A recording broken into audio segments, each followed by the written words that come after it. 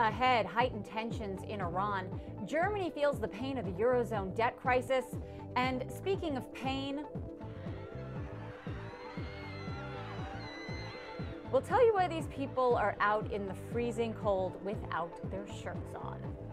Here's your morning briefing for this Wednesday. The financial screws are tightening on Iran's oil revenue in a dispute over its alleged nuclear program.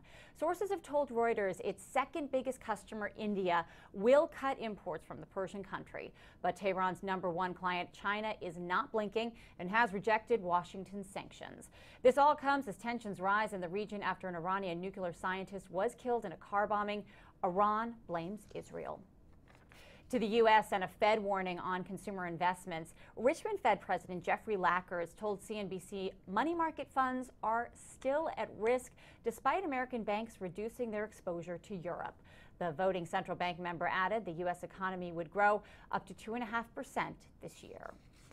The big data event today will be the Fed's Beige Book. That comes out at 2 p.m. It will give the central bank key anecdotal information on current economic conditions ahead of their next policy meeting. Reuters correspondent Pedro da Costa says pay special attention to what the report says about employment. The report is expected to give more evidence that the U.S. economy is continuing a slow trek back to better health. More on the European debt crisis and Germany's Angela Merkel, who says sorting out Greece is still the top priority. Reuters' Axel Threffel is in London, and he has more. So Merkel has just finished a meeting with Italy's Prime Minister Mario Monti. I mean, what does she do? Go into a meeting that has an agenda that just says Greece?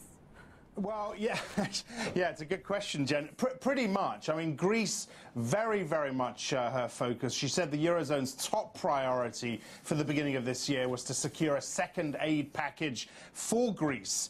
She said only then can Europe start working out how to boost jobs and sort growth, i.e. sort out the structural problems in the Eurozone. So getting Greece sorted first, only then, this seems to be very much the logic, can you really start working on the structural problems. She also expressed admiration, though, and it's worth adding this, for how quickly Italy's new government had launched its reforms there as well. So Monti, no doubt, happy with that. I also, Jen, want to take this opportunity to mention that we've got Enda Kenny coming in tomorrow morning. He is the Irish Prime Minister. I'm going to host an interview with him, which is going to run live on Reuters.com and Insider. It's relevant, of course, because Ireland is on its first bailout. There is talk of another, even though that is being strenuously denied. So plenty to talk to the Prime Minister about tomorrow morning. Yeah, that'll be good. Well, obviously tune in for that. You can also talk to him about this new poll out on Eurozone sentiment. How is it looking? Yeah, we had, it was a Reuters poll out today, which asked all sorts of questions about the Eurozone crisis. Mixed message that the worst is yet to come in the debt crisis. That was the main message. But the currency union is going to survive 2012 intact. So a sigh of relief there.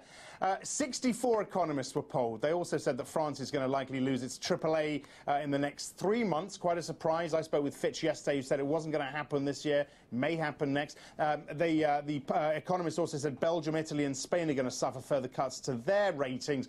Interesting, Jen, to see that the poll indicates at least some improvement in sentiment compared to last year. A November poll had said the Eurozone was unlikely to emerge from this crisis intact. So for some reason for optimism, not a lot, but some. Well, we usually point to Germany for optimism, but they seem to be showing some signs of pain on the crisis right now.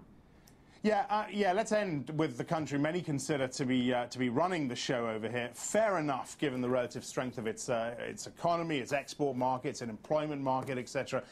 There was a little chink in the armour revealed this morning when data showed the economy shrank in the final 3 months of last year. GDP grew 3% for the year as a whole, but contracted by 0.25% in Q4. So whatever anyone says, Germany cannot isolate itself from all the tensions within the Eurozone. Jen, back to you. All right, Axel, thanks so much. We'll be sure to talk to you about your interview tomorrow.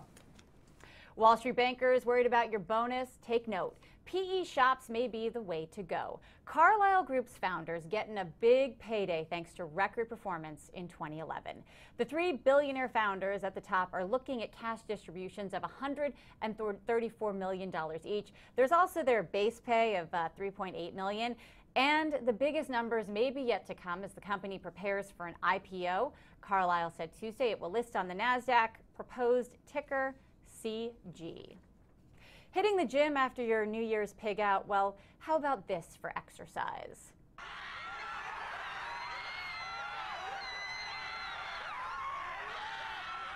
So these are topless South Korean soldiers, and they are braving freezing temperatures and snow in a military drill as part of their winter training session.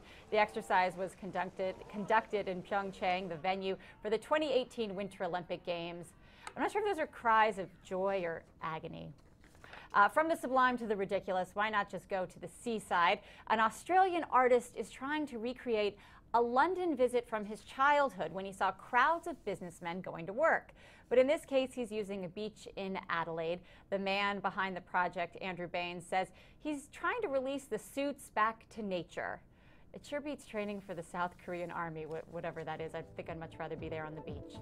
That's your morning briefing for Wednesday. I'm Jen Rogers, and this is Reuters Insider.